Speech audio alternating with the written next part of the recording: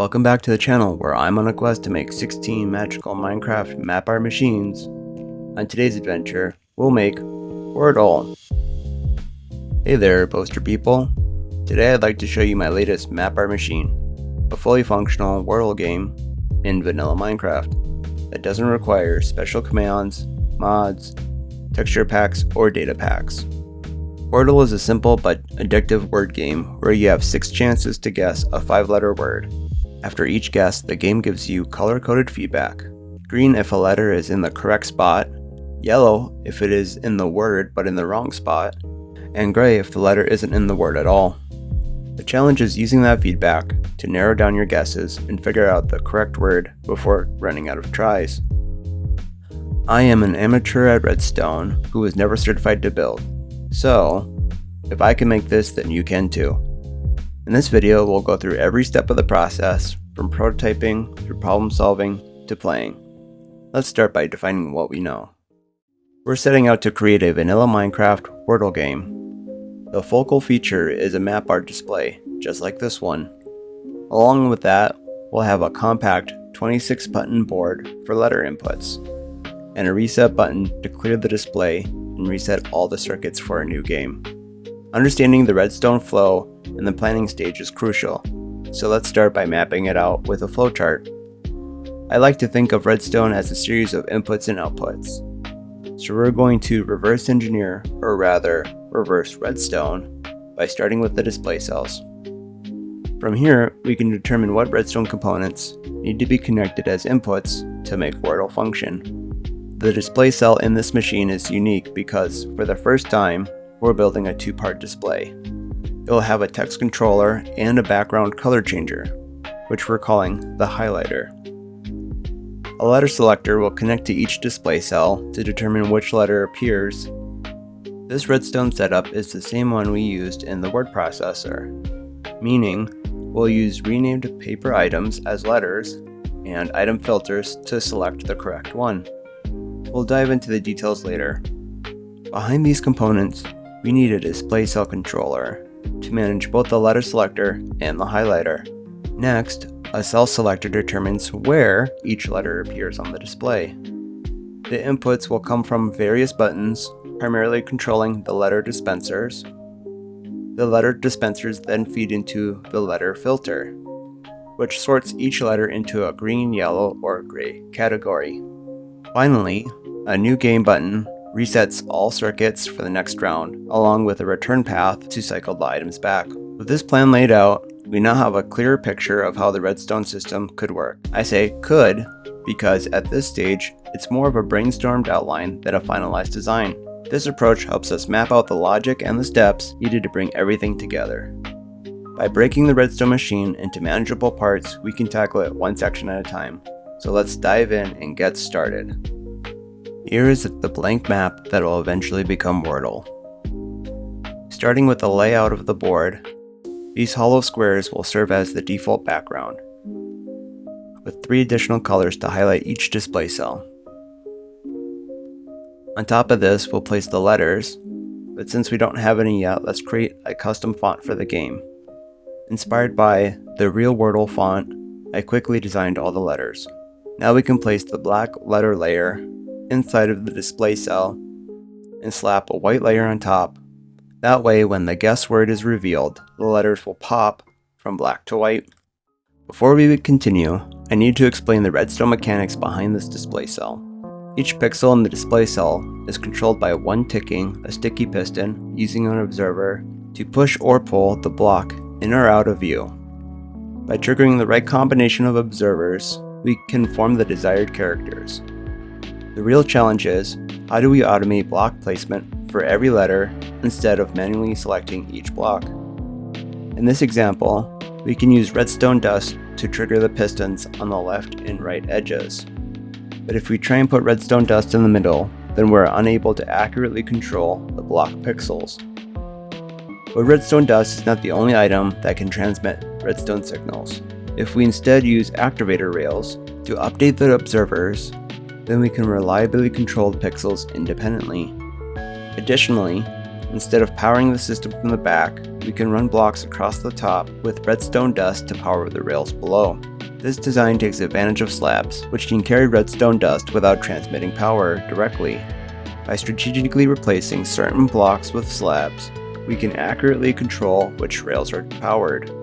This setup allows us to precisely place and retract the correct blocks, enabling us to form any character or shape desired. Now let's get back to building the actual display cell for Wordle. First, we need to figure out the layer spacing and how we're going to activate each color. I thought a simple offset might work with an observer chain running between layers. The colored layers don't need much space since they only require a single line of redstone dust to trigger the block placement. With this spacing figured out, let's check the height of one display cell. It looks good, but unfortunately it's too tall to stack 2 more cells on top, which is the minimum needed for this game to work. Let's try reducing the height of the letter portion by removing the piston controller for the white layer. The challenge is figuring out how to cover the black text with white blocks using the same signal. If we add a second layer of sticky pistons with blocks to mirror the signal upward, we can power the top line on the reveal, turning all the text white. While this is a cool optimization that removes a lot of excess redstone, it only reduces the total height of a display cell by 1 block. Can we shrink the 6 block tall highlighter circuit down to just 3 blocks?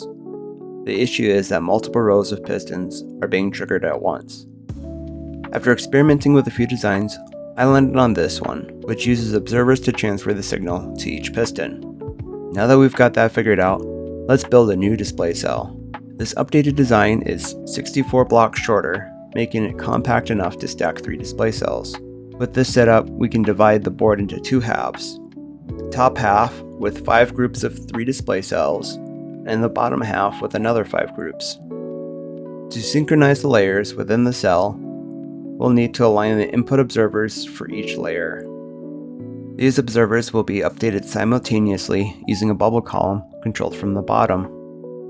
That's right, we're bringing back the waterfall circuit I first introduced in the Connect 4 map art machine. Real quick, I need to explain that the board layout is rotated 90 degrees. This change helps maintain consistent color by avoiding Minecraft's map shadow highlight mechanic. We'll place all the control logic at the top, hidden underneath the title.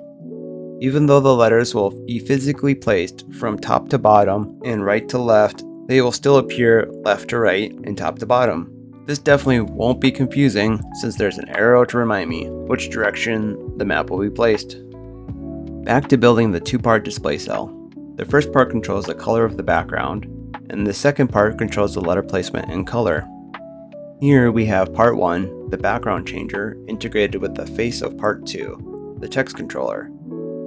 Everything behind the face of the text controller essentially serves as a memory bank, storing the instructions for what the display cell should show. We will program part 2 separately, then plug it back into the integrated display cell. We'll bring back our font, which already has its negative space filled with top slabs. I almost forgot to rotate them before placing them in. We'll start by slicing a letter into layers and stacking those layers vertically outside the display cell. I'm splitting 5 letters at a time to be efficient, and these yellow blocks are just temporary placeholders to speed up the process. Once the letter is fully split, I move it into the display cell and place redstone dust on top of each layer. With this method, we can use the actual shape of the letter to program the display cell. Next, we'll add some bubble columns, which update instantly all the way to the top. Observers at each layer detect the bubble column updates and trigger that layer. Everything is controlled at the bottom by shifting a block of soul sand back and forth. With all of the layers and connectors in place, the display cell can now activate any of the 26 letters at the flick of a lever. How cool is that? Let's mirror this circuit for the bottom display cells. However, when activated, the letters appear upside down. To fix this, we can strip off the bubble columns and face, then carefully peel off each layer and restack them in reverse order. Once that's done, we can reattach the face and pop the bubble columns back into place to complete the transformation. Now the text controller is properly oriented to display the letters correctly. Now it's time to integrate part 2 into the display cell. We'll start by splitting up the layers and positioning them correctly. Then we'll extend all the bubble columns to reconnect the layers and repeat that process for the bottom display cell. On the other side, we'll add another bubble column next to the existing 3 to trigger the white text circuit. Just like that, the text controller is fully integrated and the display cell is complete. So let's check it off the Redstone flow. While we could start copying the cells across the board, let's first add the next component, the letter selector. This letter selector is similar to the one we built for the word processor's display cell. It uses a series of item filters, each set to a different letter. However, in this version, the renamed items are delivered and collected via water streams instead of minecarts. When a renamed item is filtered out of the stream, it is placed into a dropper. From there, we can use a comparator to send the signal to the letter in the text controller. At the end of the game, the orange line triggers the dropper to spit out the item, clearing the display cell. Make sure the filters are set to their corresponding letter on the text controller, and we'll trigger the clear signal, Redstone, with an observer connected to a bubble column. The letter selector is easily finished, so we can mark it off the Redstone flow. With that done, it's time to move on to the exciting part. We can copy the display cells with the integrated letter selector across the board. We even have 20 blocks of build space on top, where we're going to bump the machine up to build limit and continue building underneath. Now, for the first time, we can see the full layout of the display cells with the first guess here, the second here, and so on. If we stare at this map long enough, it starts to create the optical illusion where dots appear in the intersection lines. Do you guys see the dots? This is where the beauty of using bubble columns really shines. We can drop the inputs for the higher display cells down to the same level as the lowest ones without adding any delay to the signal. Having all the controls for each display on one level makes it much easier to create the Redstone logic to control everything. We're almost ready for that, but first we need to finish the item supply and return water streams to move the renamed item around. Now is also a good time to test the highlighting functions in the display cell to verify everything is in working order. Let's fill in that white space with a title using the same font as the display cells. To position it correctly, we'll first move it above its final location and convert it into concrete powder so the blocks fall into place. Then we can convert them back to wool.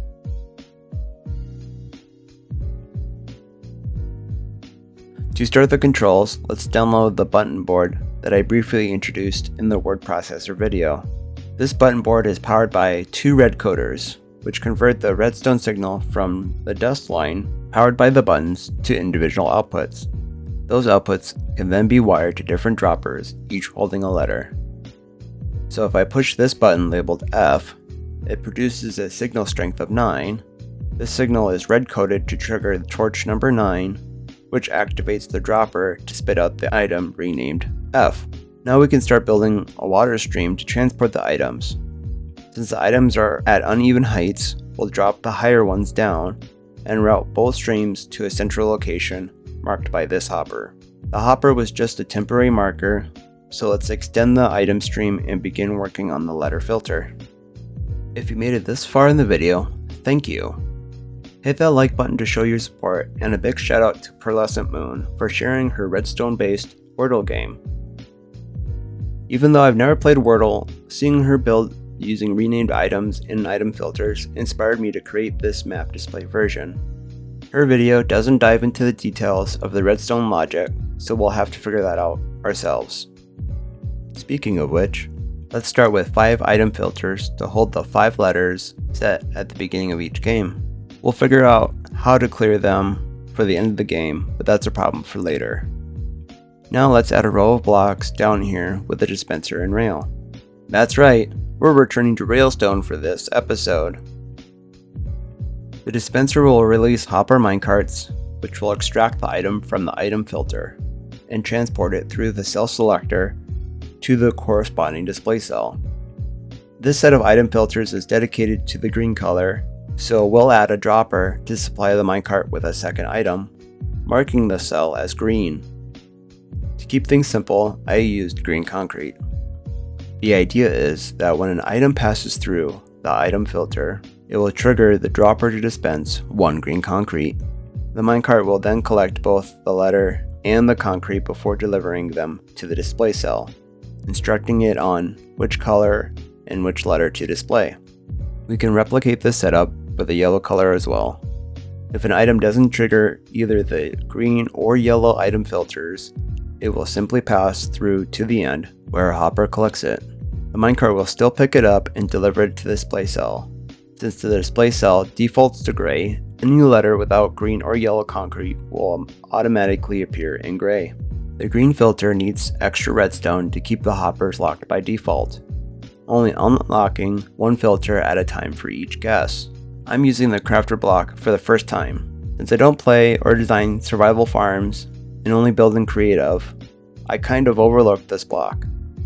I forgot that a crafter can output a redstone signal strength of up to 9 when all slots are full. Pearlescent Moon explained how the crafter can function as a counter by using a dropper to feed it unstackable items. I found that idea interesting and decided to use it to solve the problem of unlocking the hoppers one at a time. Let's use a red coder to manage the hoppers and a crafter counter to control the red coder. If we power this bottom line of redstone dust, all 5 hoppers will unlock simultaneously. This setup allows us to precisely control the filters during gameplay, ensuring that each guess is processed correctly. The crafter counter will advance with each guess and reset when the redstone block is moved, unlocking the hopper to empty the crafter. Since the 2 buttons on either side of the button board aren't being used, I'm going to remove them and place one with a lever to lock in the word once it's set. I also added indicator lamps to show when hoppers are locked or unlocked, making it easier to see the system status at a glance. Next, we're using cyan wool as the base for the redstone dust line that triggers whenever a button is pressed. By grabbing signals from both lime and orange circuits, we can combine them into one and run it into the crafter counter. Now, with each button press, the system advances, unlocking the next hopper in the sequence. We should be able to use a cyan signal to trigger the hopper minecart as well. However, even after adding multiple delay mechanisms, including 5 repeaters, the minecart was still triggering too soon. This means we need to find a better way to synchronize the timing for accurate item delivery. Then I remembered in the word processor map our machine, we triggered redstone by dropping a minecart through a string detected by an observer. I wonder if we can use the same setup with an observer and string to trigger it with the items in the item stream. Oh yeah, that works. We can let the item itself be the trigger and add a small delay so we never miss an item from the item filter. Now to solve the problem of clearing the item filter.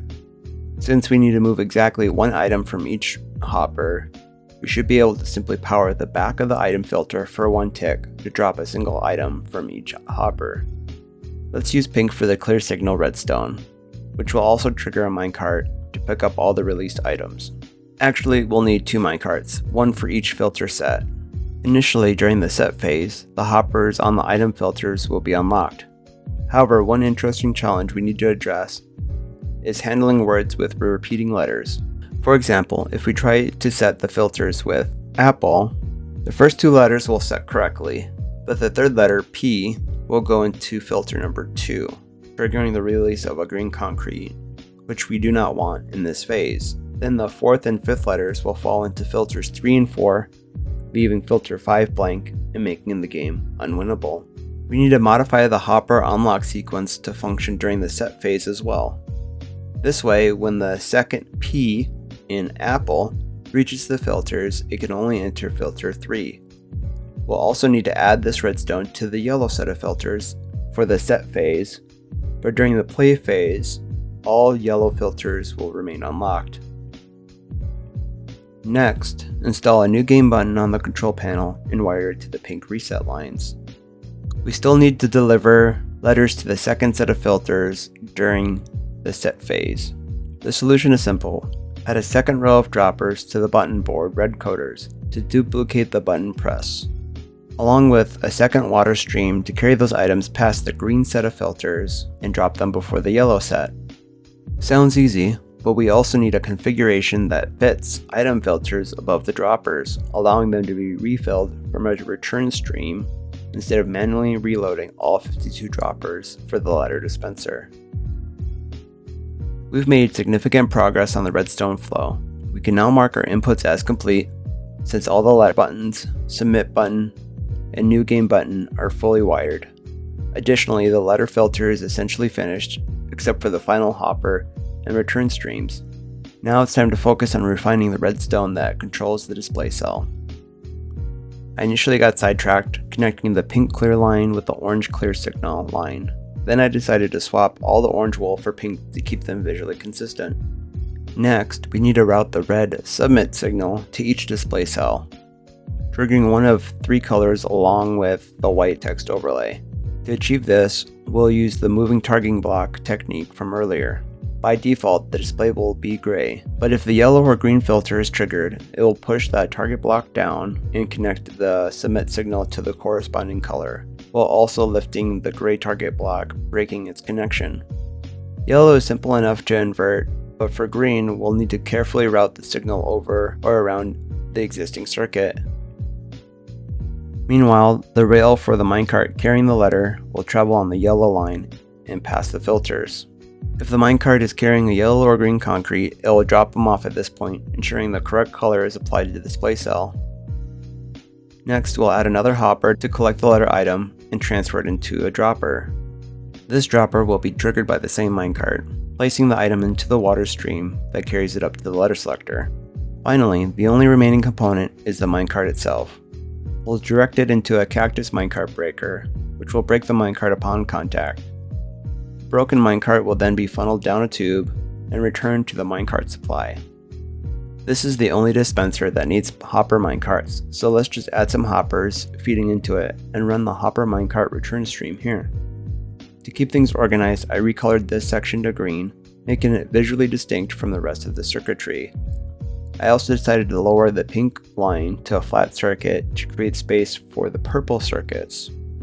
These need to be adjusted as well so that their water streams align properly with the respective bubble columns for item transport.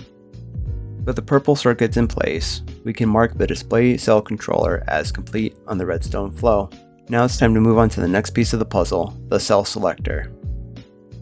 Since the hopper minecart starts at the yellow letter filter and ends at the display cell, the cell selector circuit in between will use a series of rail switches to direct the minecarts to their correct destinations.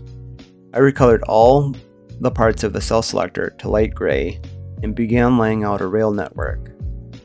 I got distracted running the red submit circuit to the display cells, which I forgot to finish earlier. Oh, and I just realized I never added the hopper at the end of the letter filter. Catch the incorrect guesses. Also, when the item filters clear at the end of the game, they trigger green and yellow concrete. Because of this, we need at least 3 hopper minecarts to be triggered by the pink signal. The brown wool here represents the letter item return stream, which runs from each display cell to refill the letter droppers. The water stream will pass over the first half of the filters, then use a short bubble column to raise the items and route them across the second half. We'll loop the stream back to the first half, just in case any items are missed, though that's probably unnecessary. With all the water streams and drop tubes in place, we can start copying the redstone to the other display cells, and finish the green and brown water streams that connect them. We can also connect the pink reset line and red submit line to all the display cells. The red submit signal will be sent once the guess is ready, so we need to convert the pulse into a permanent signal using this double dropper design. When the first dropper is triggered, it provides a constant output. Then, the second dropper is triggered via the pink reset line to clear the signal at the end of the game. I realized I was building the circuit in the wrong orientation. I kept working across the top of the map while viewing it in my offhand. So I deleted most of it and copied what I had to the other cells in the correct lines, finally getting a working reveal for the first time. I also realized that we only need one of these double droppers at the start of a word, and we can send that signal all the way down the line instead. So let's run 3 lines of redstone to the center, where a controller will handle triggering the droppers. This is another crafter counter, this time set to count to 6. With each press of the submit button, it increments, changing the first word on the first press, the second word on the second press, and counting until the end of the game. I ran a concept test before modifying it to have the first 3 outputs up and the last 3 outputs down. I then decided to use the target block on a sticky piston technique again. Since we're using this so often, I'm going to start calling it a target gate from now on. Target because it's a target block, and gate because it functions like a gate. It won't let redstone signals pass through unless the gate is open, meaning the sticky piston is powered. We can easily route the redstone behind the target gates, separating it into distinct lines for each word. Then we can see this in action. Each press of the submit button powers the crafter counter, advancing the word guess reveal. It doesn't matter that the first line activates on the second press or that the second line activates on the third press, since each dropper switch can only be triggered once per game. You know what? I said we'd work on the cell selector, but instead I tore out the light gray lines and got distracted with other things. Let's actually get back to building the cell selector now. So the cell selector is essentially a complex rail switch system that first determines which word path to take, then further refines the selection by directing minecarts between individual display cells. The system works by using 2 crafter counters in series. Here's how it functions. The first counter tracks how many minecarts pass by it, up to 5, 1 for each letter in a word. Once it reaches 5, it resets and triggers the second counter. The second counter increases its output signal by 1 each time it is triggered, which in turn switches the rail direction to route the next set of minecarts to the next word. This setup ensures that the minecarts correctly distribute letters to the appropriate display cells, even as the game progresses through multiple words. Both counters are also reset by the pink line, which makes sure that each new game begins with both counters set to 0. Let's add rail switches on the rail line between the display cells, which will only allow 1 minecart carrying 1 letter to each display cell. These use the double dropper design, trigger the rail switch, then to reset them, we need to trigger the second dropper with the pink reset line. As chance would have it, the pink line already runs directly underneath the rail switch, so we can simply torch tower up for all the singular rail switches. Next, we can connect the light gray rails to the central rail switch, completing the cell selector.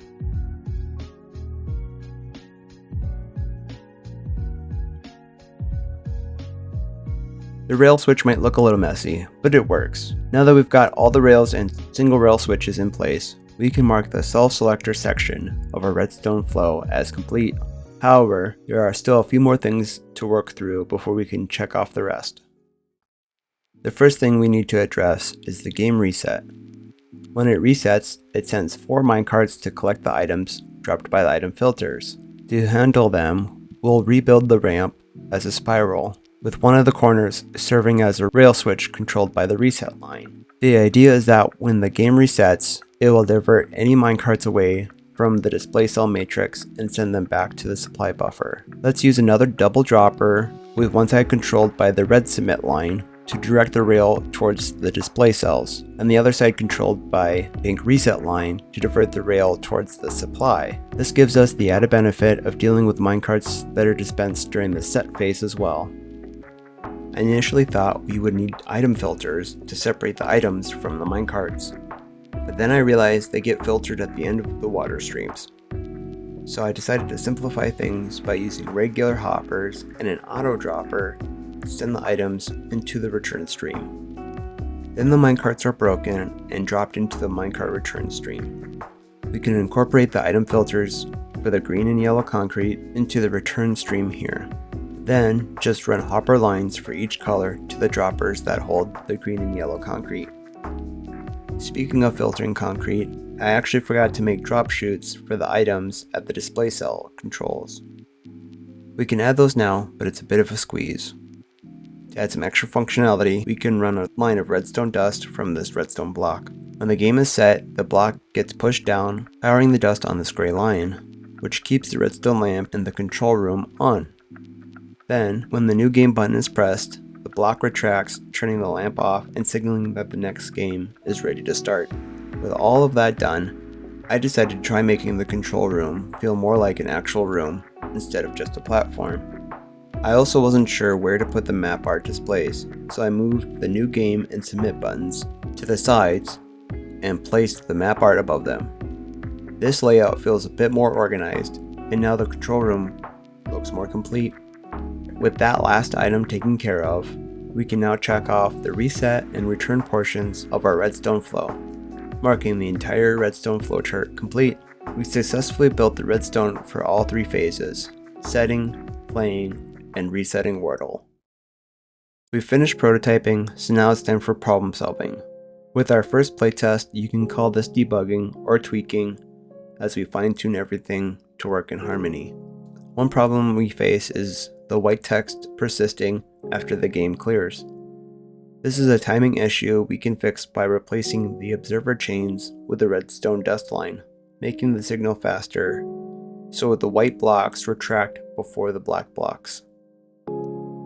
Also turns out, with the way we did the display cell controller, we do not have to have culprit bulbs here. I'll quickly replace all 300 of those. We're getting artifacts on the white display text caused by this repeater, which was accidentally clicked before copying. Now every layer on every display cell needs this repeater fixed. After building for 10 hours straight, trying to wrap up this 45-hour build, I had to call it a night. Everything's in and working, so it's time to give my head a rest. Even though Posterboy was asleep, his head, in fact, did not rest. All night, dreams of Wordle, both in real life and in Minecraft, unrelentingly racked his mind. Is bro stressing, or is the game trying to tell him something? What was that? And why is my first thought to add a random word function to Minecraft Wordle? It's already done and working, but in original Wordle, the word is generated by the application, not set by another person at the start. What am I doing? I guess we're building this. So, how are we going to store the 5-letter words? Now for the million diamond question. What block in Minecraft has 5 inventory slots? Wait, what? Is it A, sherd, B, barrel, C, chest, D, hopper? D, hopper? Is that your final answer? Yeah. Wait. Yes, only a hopper has 5 slots. That answer is incorrect. Wait, what? Sorry, you didn't win a million diamonds. The correct answer is hopper minecarts. I did not sleep well last night. I've never even built a memory circuit before, and now we're supposed to create a whole database of words? Not only that, we need to randomly select a word and somehow deliver that information to the letter filters, so the game can automatically set itself during the set phase. What have I gotten myself into? Using hopper minecarts allows us to efficiently store and deploy words while using a unique redstone trick that I first explored in my Connect 4 map art machine. The minecart station setup relies on a rail placed atop a slime block to stop the minecart's momentum. When activated, a sticky piston pulls the slime block and rail away, causing the minecart to drop and continue its journey. Using a detector rail in this setup provides an added benefit. It can send a signal when the minecart arrives, automatically switching the rail to prepare for the next one. This creates a seamless cycle for word selection and deployment. Now we can copy these minecart stations and tile them horizontally to start a word bank. Here's a test to see how the word bank loads and stores minecarts. Unfortunately, after the word bank is loaded, this block stays permanently powered, preventing us from triggering the sticky piston to drop the minecart. The first solution is to try replacing the block with one that doesn't stick to slime blocks, but can still carry redstone dust without transmitting power. One option I found was a beacon, but that's quite expensive. Instead, we can simply rebuild it with a block of space, which solves the issue of the permanently powered piston. I recolored the wool black to match the obsidian and tested stacking the circuit to expand storage. This is just a proof of concept for the minecart storage section of the word bank. We still need a way to select a random word, and I already have an idea for that. Another red coder! We used 2 for the button board and 2 for the letter filters. Now we're building a 15 output randomizer. This works by attaching a shulker loader to the front and filling it with shulkers, each containing a different number of items to produce varying signal strengths. If we extend the shulker randomizer by adding another one to each output, we could create a 225 output randomizer. However, space constraints are becoming an issue, so let's divide the red coder and carry the internal signal using comparators. Then we can replicate the setup for each output, creating a matrix of 225 torch outputs evenly spaced 3 blocks apart. Can we take a moment to appreciate how awesome a 225 output randomizer is? If I had stopped building this earlier, I would have never created this unique redstone circuit. I haven't seen anything like this in another video. If I'm wrong, let me know in the comments. The 3 block spacing is a bit of an issue since our minecart stations holding the words are 4 blocks apart. But if we offset the stations on the y-axis, we can nudge them closer together to fit within 3 block spacing while keeping everything functional. Now that the spacing is sorted, we can copy this section above the randomizer and start wiring the outputs with torch towers to each minecart station. Next, we need rails for the minecarts to drop onto. By using an angled rail, we can control the direction of the minecart travels, allowing us to direct all minecarts to one side. After copying these angled rails over, we can set up another rail to combine all the paths into one single output rail. Back on top, we need to loop the rails that load the minecarts. To do this, we'll add a short drop at the end and run a rail ramp back to the top of the next line of minecart stations, nearly completing this circuit. But wait, there's more! When you build one word bank, you get one for free! By doubling the circuit, we bring the word bank total capacity to 450 words, and add what looks like 2 black wings onto the build. So we made a working randomized word bank, but how are we going to interface it with the rest of the design? My theory is that we can dispense the letters from the minecart across a set of item filters, which will generate a signal strength from 1 to 15. We can then send that signal into the same block that receives signals from the button board. This will trigger the letter dispenser, just as if someone was pressing a letter on the button board. We can run the outputs from both halves of the word bank to this point and dispense the letters from the stropper.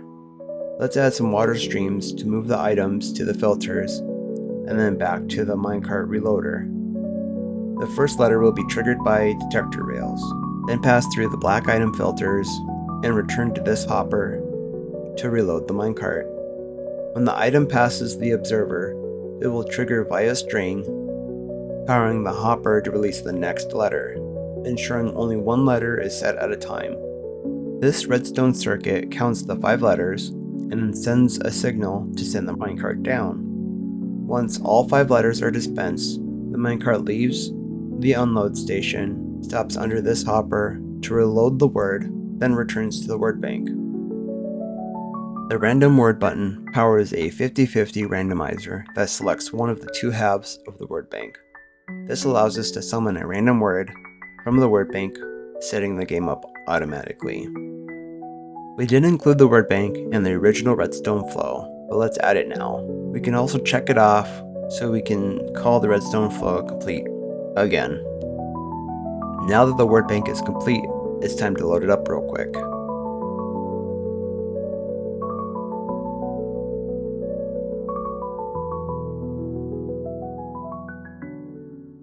Five hours later.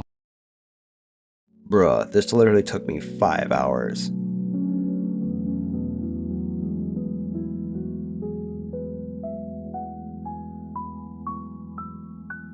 Alright, now that we've got functionality in place, it's time to make the control room look a little more polished. Originally, I had a stone build palette in here, but I feel like it was time for an upgrade. So I swapped out the stone for a sleek combination of diorite and quartz. This gives the room a much cleaner, brighter aesthetic. I originally thought it would be cool to add a big W on the floor for Wordle, and I even started with gold and purple, probably because I just watched Wonka. But in the end, I decided to switch it up. Instead of the floor design, I went with a map art title to hang above the button board. It just feels like it fits better, and it's a nice visual element to the control room.